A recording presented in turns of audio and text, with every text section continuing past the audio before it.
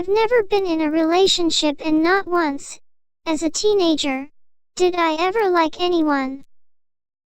Yet there's been a few people who have climbed the fortress encasing my heart, and these people have shown me exactly what that schizoid shell was trying to protect me from. On the surface it might look like schizoid and BPD cannot possibly go together. The borderline is a people person while the schizoid is a recluse, it seems. The borderline is impulsive and wears her heart on her sleeve, while the schizoid doesn't let anything show through. The borderline is angry, but the schizoid has extinguished all the fire within him. Yet I am proof that you can have both, and I've come to realize the two actually walk hand in hand. Both come from the same source. Both have the same core wound of rejection. The schizoid just wears slightly different armor, from the classic borderline, at least. By not investing any of himself in a relationship, there's no self to reject.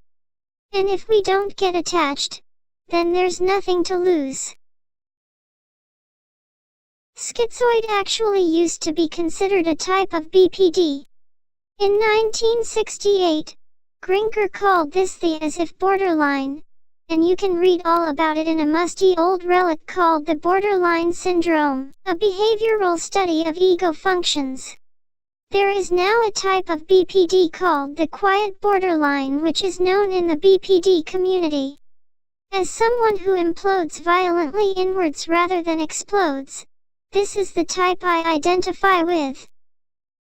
I started learning about BPD when I entered counseling 7 years ago. I had started uni and was having some problems with a guy who wanted more out of the relationship than I did. When I went to see the counselor though, I got a nasty shock. Suddenly the tables turned, and I found all my deepest longings coming out with this person sitting before me. This person who was giving me the attention, love, and understanding I never really had. I was cracked open and I had to confront sides of myself I didn't really know and feelings that had not made it to the surface since childhood.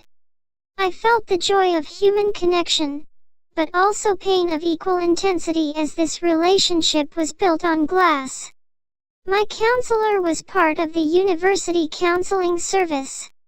You had to be a student to go there, and it was set up more for short-term counseling, not long-term psychotherapy.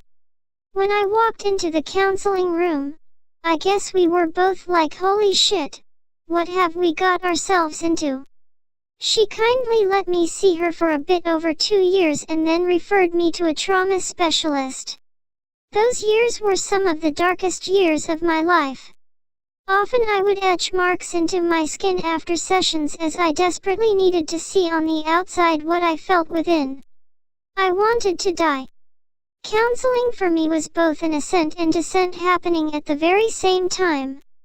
I had been thrown into my feelings and I realized that I am capable of forming very deep bonds, but in many ways it also sent me back into my schizoid shell.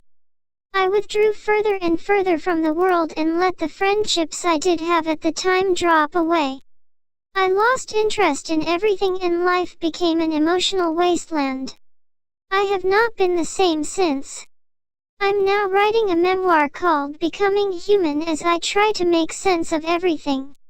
I think in many ways the pain of finding love and then losing it is worse than the pain of not having been loved at all. Suddenly we can see how life could be, should be, and then it is taken away from us. Suddenly we see that we've been living on a moon and there is so much more out there, whereas before we had no concept of anything else. Suddenly, we feel the gaping hole within us and it is now unbearable.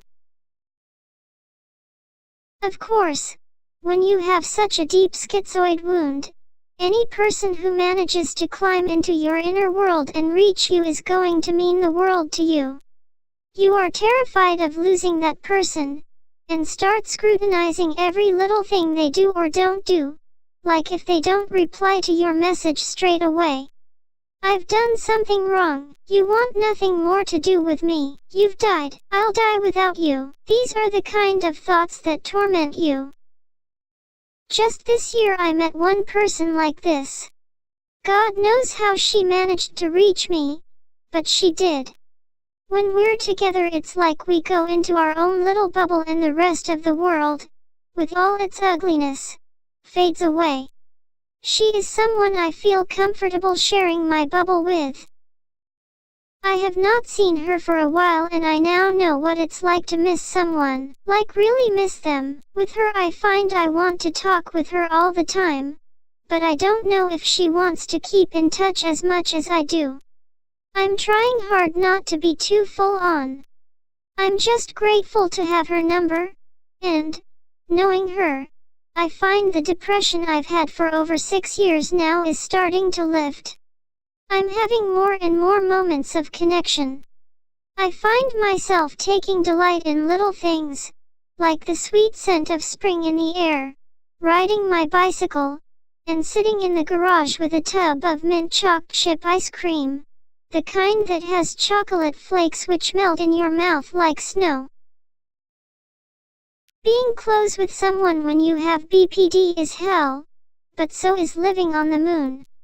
It is a desolate place, enticing at first, but, without a return ticket, it will become a nightmare even worse, in many ways, than the one you are trying to flee. Life is an opportunity, and I don't want to waste it permanently checked out. I don't have all the answers, but connection is the antidote to the schizoid wound. Connection to people who are going to stick with us in the long run, connection to self, connection to our own feelings, connection to the body, and connection to the present moment. Healing means allowing ourselves to have sensory experiences. Healing means allowing ourselves to be human, to have needs, feelings, and attachments. Healing means learning to receive. Healing means changing our language, moving from saying I think to I feel. Healing from the schizoid wound is a kind of homecoming. It cannot happen on purely a mental or spiritual level but also a body level. So much is stored in the body, and we need to heal the body so it feels safe to inhabit. Bioenergetics, core energetics, and inner child therapy are terms to look up.